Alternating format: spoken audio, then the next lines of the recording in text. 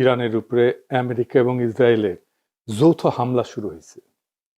ইরানের রাষ্ট্রীয় টেলিভিশন দেশটার সর্বোচ্চ নেতা আয়াতুল্লাহ আলী খামেনির মৃত্যুর খবর নিশ্চিত করছেন। ইন্না লিল্লাহি ওয়া ইন্না ইলাইহি রাজিউন। সৃষ্টিকর্তা এই শহীদের মৃত্যু কবুল করুন। এখন এই যুদ্ধের ভবিষ্যৎ কি? কেউ কেউ কইতেছেন ইরানের তো আসলে পাল্টা আঘাত করার মতো তেমন কিছু নাই, কিছু ক্ষেপণাস্ত্র ছাড়া। ক্ষেপণাস্ত্র ব্যয়বহুল, এইটার একটা স্টক আছে, সেটা শেষ হয়ে যেতে পারে দ্রুত। বিমান দিয়ে বোমা মারা অনেক বেশি কস্ট এফেক্টিভ, তাই এই যুদ্ধে ইরান টিকবে না।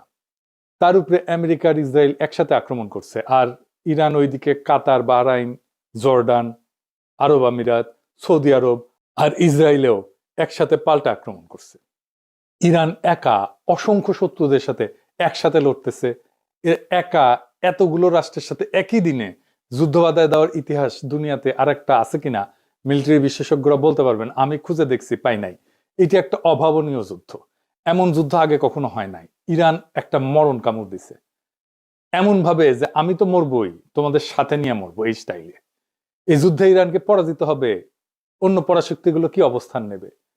আর আমেরিকা আসলে লাগলো কেন ইরানের পিছনে? আমেরিকার লাভ কি? এই জটিল রাজনীতি বুঝলে পরিষ্কার হয়ে যাবে বিশ্ব রাজনীতি, ভূ রাজনীতি এগুলো কি আসলে কিভাবে কাজ করে। আসেন আজকার আলাপ আল্লাহর নামে শুরু করি। আলোচনা শুরুর আগে আমরা একটু সংক্ষেপে জেনে নিই আগে কি কি ঘটছিল। তাহলে ইরানের সংকট কেন তৈরি হলো সেটা বুঝতে পারবো। ইরানের পারমাণবিক কর্মসূচি নিয়ে 2000 সালের দিক থেকে পশ্চিমা দেশগুলোর সঙ্গে একটা টানাপোড়েন চলতেছিল। অভিযোগ ছিল ইরান হয়তো পারমাণবিক অস্ত্র বানাইতেছে। পৃথিবীর প্রত্যেকটা দেশে পারমাণবিক কর্মসূচি আছে, কিন্তু বাংলাদেশেরও আছে। এটা শুধু বোমা বানাইতে লাগে না, ইলেকট্রিসিটি বানাইতে লাগে, আমাদের চিকিৎসার জন্য লাগে, ক্যান্সার চিকিৎসার জন্য লাগে, রেডিওথেরাপি মেশিনে লাগে, আপনারা জানেন, এক্সরের জন্য লাগে, এমনকি বুকে যে হার্টের ডাক্তারেরা স্টেন্ট বসায় না, ওই টাইমেও লাগে। স্টেন্ট লাগাইতে গেলে দেখবেন যে ডাক্তার, নার্স, টেকনিশিয়ানরা বুকে স্যারকোনা এরকম একটা ছোট বাক্সের মতো সাদা এটা পড়ে থাকে, রেডিয়েশন মাপে ওইটা। যাই হোক, ইরান পারমাণবিক অস্ত্র বানাবে এই ভয়ে জাতিসংঘ, ইউরোপিয়ান ইউনিয়ন, যুক্তরাষ্ট্র ইরানের উপরে কঠোর অর্থনৈতিক নিষেধাজ্ঞা দেয়। ইরানের তেল রপ্তানি কমে যায়, ব্যাংকিং ব্যবস্থা প্রায় বিচ্ছিন্ন হয়ে পড়ে, অর্থনীতি স্থবির হয়ে যায়। এই অচল অবস্থা কাটাইতে 2015 সালে ইরান এবং 6 বিশ্বশক্তির মধ্যে একটা চুক্তি হয়। এটা চুক্তিটার নাম ছিল JCPOA, মানে হইতেছে joint comprehensive plan of action. কি ছিল সেই চুক্তিতে? চুক্তির মূল কথা ছিল ইরান তার পারমাণবিক কর্মসূচি সীমিত করবে, আর বিনিময়ে নিষেধাজ্ঞাটা উঠবে।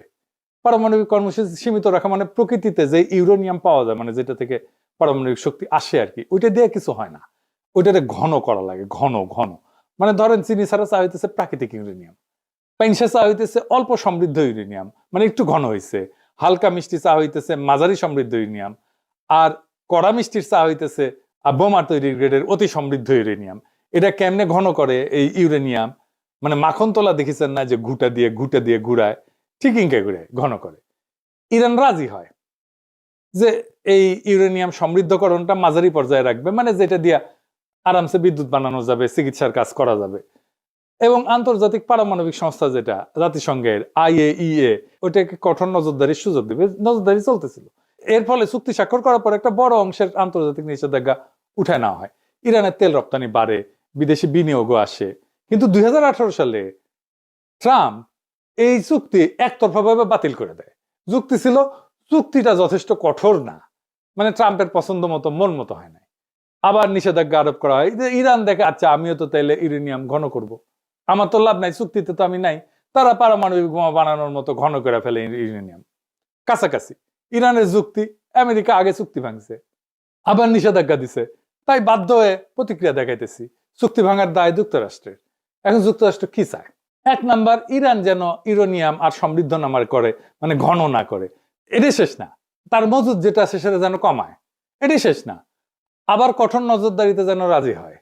এখানেই শেষ না, সে যেন তার ব্যালিস্টিক মিসাইলের কর্মসূচি ত্যাগ করে, এটা যেন আর না বানায়। আর কে? এটাই শেষ না, হিজবুল্লাহ আর ইয়েমেনের হুতিদের যেন সাহায্য না করে। আবার ইসরায়েল দাবি করে ইরানের পারমাণবিক অবকাঠামো পুরো চূর্ণ বিচূর্ণ করে দিতে হবে, এটা শেষ করে ফেলতে হবে, মাটির সাথে মিশাই দিতে হবে। একটা দেশে বাইরের 2টা রাষ্ট্রের ইচ্ছা মতো চলতে হবে। আমেরিকা ইসরায়েল যা চাইবে তাই চলতে হবে। এটা কোনো মর্যাদা সম্পন্ন দেশ করবে? করবে না। এবার আসেন দেখি আসল প্রশ্ন, আমেরিকা ইসরায়েল কি ইরানকে হারাইতে পারবে? প্রথমে বলে নি, আমেরিকার ইসরায়েলের সম্মিলিত সামরিক ক্ষমতার ধারে কাছেও ইরান নাই। তাইলে কি ইরান হাইরা যাবে? না, এই প্রশ্নের উত্তর অত সহজে দেওয়া যাবে না।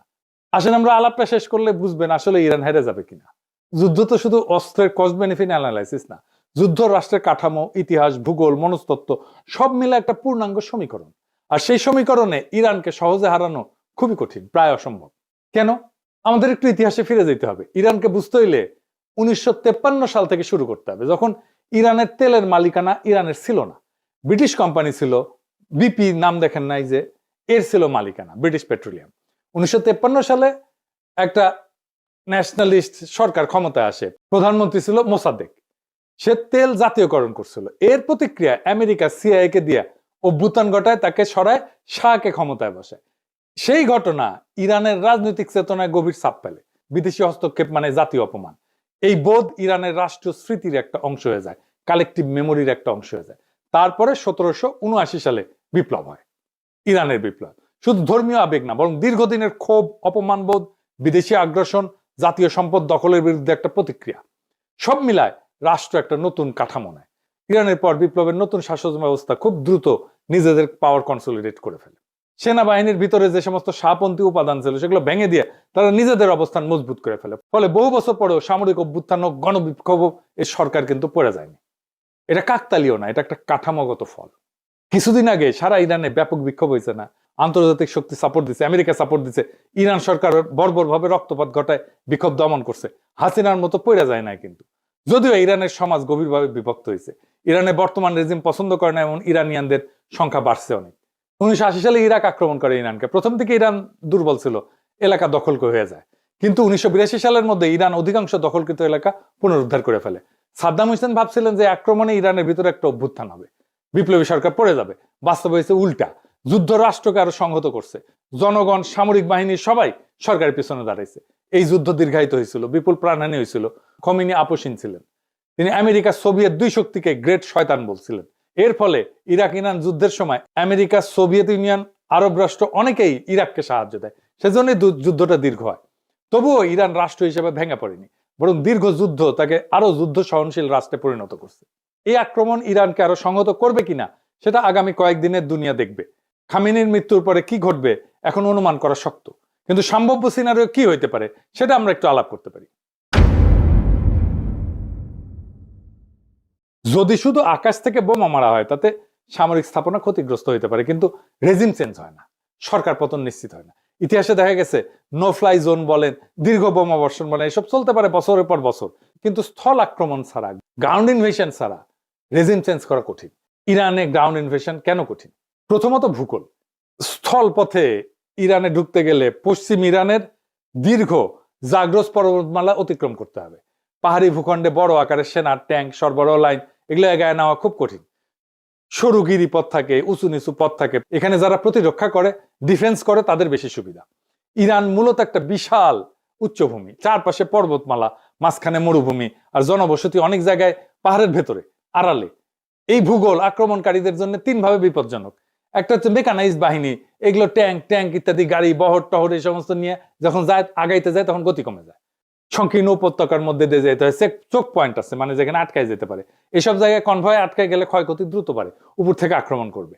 যারা ডিফেন্স করে তাদের এখানে সুবিধা, উচ্চভূমি থেকে নজরদারি করতে পারে, অ্যাম্বুশ করতে পারে, প্রতিরক্ষা লাইন তৈরি করা তুলনামূলকভাবে সহজ। ইরান সবসময় এই অ্যাডভান্টেজে থাকবে। রাজধানী বা নগরগুলো এগুলো ইনসুলেটেড, মানে বড় শহরগুলো অনেকটাই পাহাড়ি বলয়ে সুরক্ষিত, চারিপাশে পাহাড়। দ্রুত ধাক্কায়, কুইক থ্রাস্ট যেটাকে বলে মিলিটারি ভাষায়, এটা ফল আনা কঠিন। ইরান সমতল ইরাকের মতো না, এখানে ভূগোল নিজেই এক ধরনের প্রতিরক্ষা বাহিনী হয়ে থাকে। এরপর আছে লজিস্টিক্স বা সরবরাহ। ইনভেশন মানে শুধু সৈন্য যাওয়া না, এটা সাপ্লাইয়ের যুদ্ধও বটে। স্থল আক্রমণে জেতা মানে সাপ্লাই চেনের উপরে বেঁচে থাকা, সাপ্লাই লাইনের উপরে বেঁচে থাকা। প্রত্যেক দিন বিপুল জ্বালানি, গোলা বারুদ, খাবার, যন্ত্রাংশ এই সমস্ত দীর্ঘ রুটে এনে পৌঁছাইতে হবে। পাহাড়, মরুভূমি এই সমস্ত পরিবেশে কনভয় ট্রান্সপোর্ট ইন্টেন্সিভ এবং সিকিউরিটি ইন্টেন্সিভ হয়। একবার সাপ্লাই লাইন যদি ভেঙে যায়, তাহলে ফ্রন্ট লাইনের শক্তি থাকলেও এটা কার্যত থেমে যায়, কাজ করতে পারে না, আক্রমণ করতে পারে না। এটাই বড় পার্থক্য। গ্রাউন্ড ক্যাম্পেনে আপনার যুদ্ধ ক্ষমতা নির্ভর করে সাপ্লাই পৌঁছায় কিনা এটার উপরে। এরপর আছে এন্ট্রি প্রবলেম, কোন দিক থেকে ঢুকবে। এটা এই রাজনীতিতে অনেক সময় সামরিক সমস্যার চেয়েও বড় হয়ে যায়। ইরানে বড় স্কেলে স্থল আক্রমণ করতে গেলে প্রতিবেশী দেশগুলোর ঘাঁটি, করিডোর দরকার পড়বে, কিন্তু আঞ্চলিক রাষ্ট্রগুলো রাজনৈতিক ঝুঁকি নিতে চায় না। নিজেদের ভিতরে অস্থিরতা, ইরানের পাল্টা আঘাত, এই সমস্ত কারণে এই অ্যাক্সেসটা দিতে চায় না এবং দেয়ও নি কেউ। এই জন্য অপারেশনাল প্ল্যানিং খুব জটিল হয়ে যায়। ইরান যেটা সিকিউরিটি স্ট্র্যাটেজি নিয়ে চলে, এটার একটা প্রতিরক্ষার ধারণা আছে। এটাকে বলে এ টু এডি প্লাস অ্যাসিমেট্রিক। এটা দিয়ে সময় কেনে এবং খরচ বাঁচায়। এ টু এডি এটা আবার কি আসেন, এটা বুঝে দেখি। এনা সামরিক টার্ম ইউজ করলাম আর কি, কুল লাগে এনা এগুলো শুনলে। বুঝে কই, এ টু এডি মানে হচ্ছে অ্যান্টি অ্যাক্সেস, দুইটা এ, সেজন্য এ টু এডি মানে হচ্ছে এরিয়া ডিনাল। সহজ ভাষায় শত্রুকে ঢুকতে দিও না, ঢুকলেও আরামে চলতে দিও না। ধরেন কেউ আপনার বাড়িতে ঢুকতে চায়, আপনি কি করবেন? গেটের সামনে কাটা বসাবেন, রাস্তা ব্লক করবেন, চারপাশে নজরদারি বসাবেন, ঢুকলে আঘাত করবেন। ইরানও সমুদ্র এবং আকাশপথে ঠিক এইটাই করে।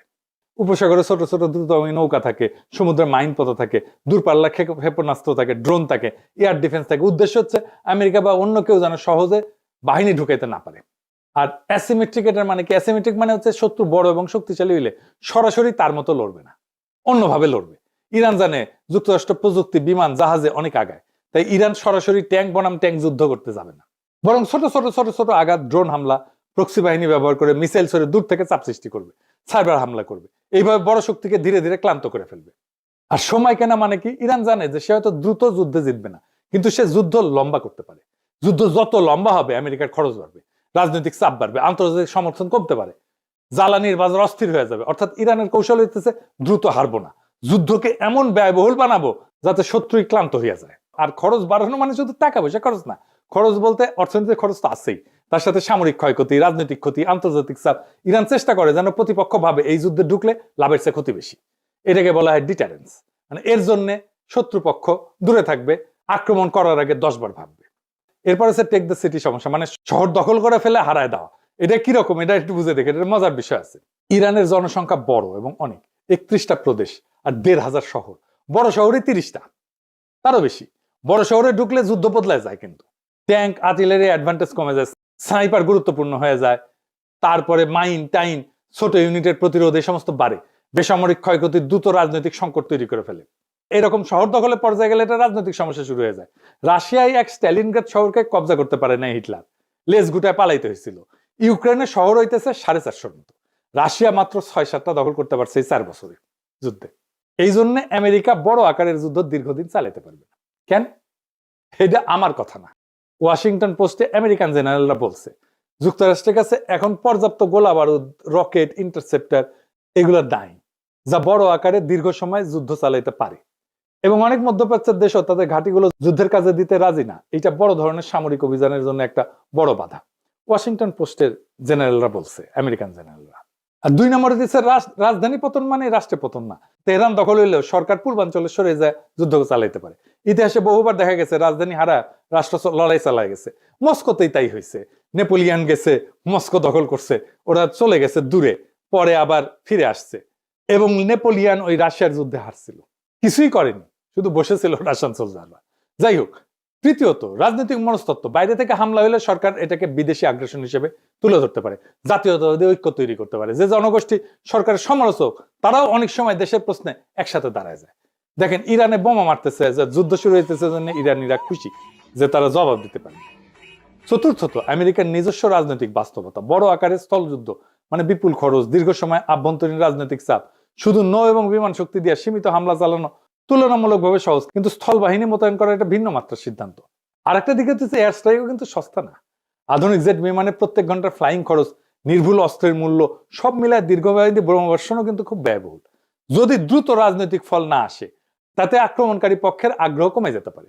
ইয়ামেনে হুতিদের উপরে দীর্ঘ বোমাবর্ষণ করছে আমেরিকায়, তা হুতিরা আত্মসমর্পণ করছে? করে নাই।